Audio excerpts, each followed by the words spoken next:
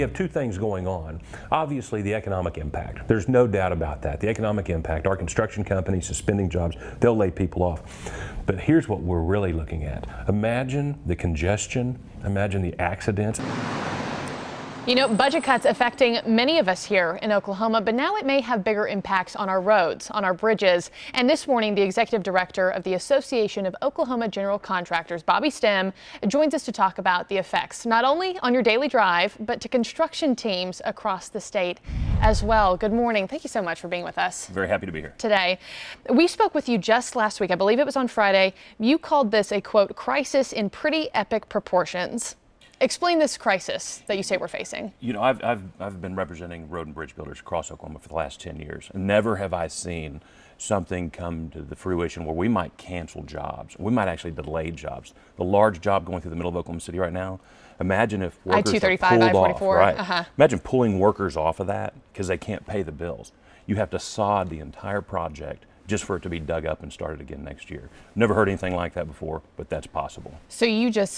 So when funding is cut, right, you just stop these projects in the middle of it and you just leave them as is? You have to. Let's say, for instance, that job is done by Allen Contracting. So do you tell Jeff Allen, keep paying your people, keep buying materials, we'll pay you when we can? No, you've got to pull him off the job, and you have all this dirt that will run out into the road. So you've got to sod it, contain it, and walk away from it. It'll cost literally millions and millions of dollars. And it'll also look, I mean, kind of describe what these areas, that I-235, I-44, you know, interchange that we're working on right now, what will those areas look like? I imagine cones will be everywhere, but just nobody around. That's exactly right. You know, if you really want to talk about the very important part of it is dangerous.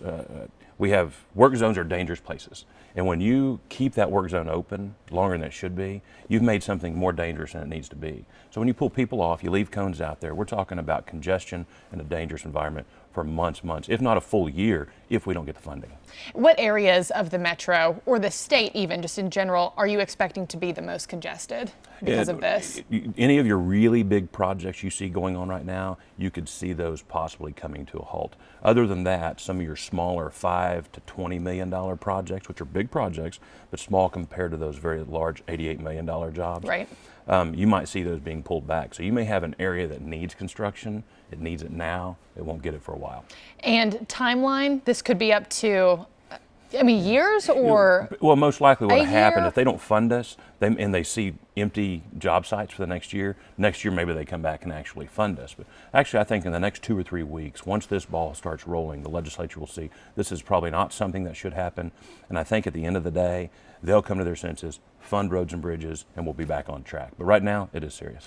And when you think about this crisis that we're talking about here, you know, you think it's a hassle for drivers. But the other part of the story that a lot of people don't often think about, it's kind of heartbreaking for those construction crews. What happens to those men and women who are on these jobs and all of a sudden these jobs are no longer happening? What happens to them? They get laid off. I mean, I had a contractor call me Friday night from Western Oklahoma. He says, I have one job. It's an $11 million job in the Clinton area, and that is the one job we're supposed to start in the next probably 2 to 3 weeks. 50 employees. It's the only job we've got on the books. If that actually does get pushed off, those 50 folks would be laid off. Yeah, it's really, really sad to hear. There's no other way to put it, really. There really isn't. It's a tight budget year. Everybody's feeling it. But this is the most commonly used core function of government. It receives less than a nickel of all your taxes that you pay, and they can't seem to fund it. That's a serious question. And I know ODOT is holding a meeting today at 11 o'clock. They've been crunching these numbers. What numbers are you expecting to hear? Is there any sort of silver lining to come out of this meeting whatsoever? I'm looking for the silver lining. I really am. We've got a few hours to the meeting. What they're going to basically tell the commission and the public, that is, based on what we saw pass out of the House and Senate last week, here's the ramifications. And based on that, the ramifications are jobs shutting down. And there might be some options on the table still, but right now we've got to see if those are going to be in play or not. Okay, and you said less than a nickel of every taxpayer dollar that we pay goes to infrastructure. What are you expecting? If you already answered this, my apologies. Are you expecting that to be slashed to? Do you even know at this point? I don't even know yet at this point in time. I mean, if you were to fully fund transportation like the law says it should be, right now that number would be about 4.5% to 5% of the entire state budget. They're looking to lower that. So we're probably talking 3.5% to 4%.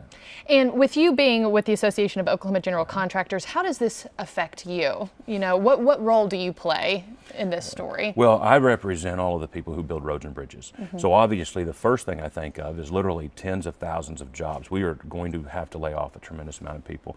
But it doesn't just talk about construction workers. You're not buying steel, you're not buying sod, you're not installing cable barrier, you're not fixing dangerous roads. So we're all in this together. But from companies, these Oklahoma companies with Oklahoma workers, they're going to feel it. There's no doubt about it. All right.